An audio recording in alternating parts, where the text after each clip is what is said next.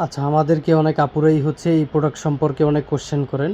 বিশেষ করে হচ্ছে এই প্রোডাক্টটায় কোনো রিস্ক আছে কিনা এই বিষয়ে অনেকে আসলে কোশ্চেন করেন। যেহেতু এটা ইলেকট্রনিক্স প্রোডাক্ট, এটা আসলে কোনো প্রকার কোনো রিস্ক নেই। কারণ হচ্ছে এটা প্লাস্টিক বডি এক, দ্বিতীয়ত হচ্ছে আপনার হচ্ছে এই স্টেনলেস স্টিলের সাথে কারেন্টের কোনো কানেকশন নাই। এখানে হচ্ছে জাস্ট এই ফিল্টার প্লাস্টিক দিয়ে এই জায়গায় কানেকশন করা।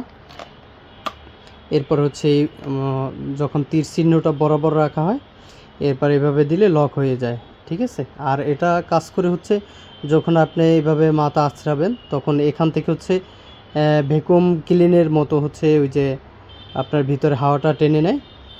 তখন হচ্ছে এই যে উকুনগুলো যখন এটায় বাজে, তখন এগুলো সবগুলো এই ফিল্টারে নিয়ে আসে। ঠিক আছে? তো এটা কারেন্টের কোনো প্রকার কোনো রিস্ক নেই, এবং এটা কোনো প্রকার কোনো তেল বা হচ্ছে কোনো কেমিক্যাল ইউজ করতে হয় না, একদম ইজিলি ব্যবহার। এই হচ্ছে এভাবে চালু করতে হয়। আবার এটা চাইলে এরকম সোজাও করে নিতে পারে যদি এইভাবে কেউ ব্যবহার করে। আর যখন নর্মালি ব্যবহার করে এভাবে হচ্ছে এই করে নিলেই হয়। তাইলে হচ্ছে এটার বিশেষ কার্যকারিতাটা হচ্ছে এখানে যখন আপনার হচ্ছে উকুন অথবা ডিম এখানে যখন এইটার সাথে লাগে, তখনই এটা ভিতরে হচ্ছে হাওয়ার মাধ্যমে ভিতরে টেনে নিয়ে যায়।